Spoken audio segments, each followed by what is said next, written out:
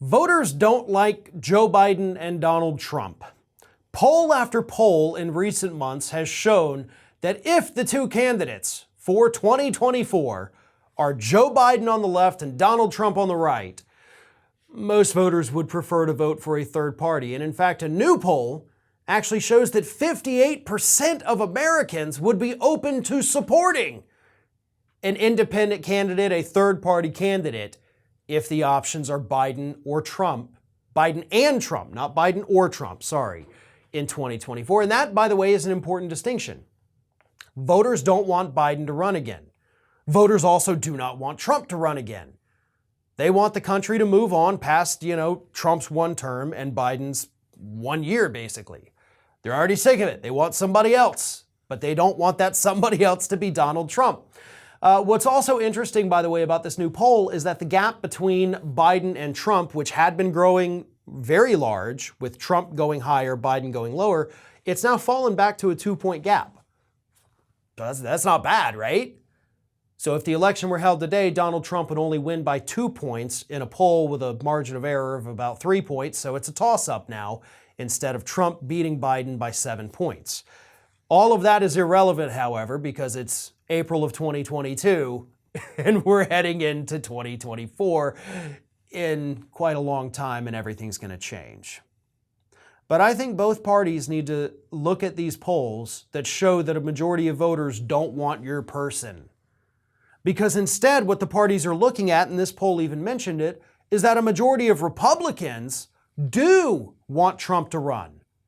A majority of Democrats do want Biden to run. Among their base, they're hugely popular. But let's assume for a moment that Democrats and Republicans understand that they aren't the only people in this country, and for the first time in many, many, many years, the number of independents, no party affiliation voters, now outnumbers both Democrats and Republicans. So a majority of people in this country are not your base. No matter which party you're in, most people aren't your base. Most people don't have a base. They're not a part of a base. The sooner both parties understand that, the better the candidates might become. But here's the thing. Again, 2024 is throwing the door wide open for a third-party independent candidate to jump into that race.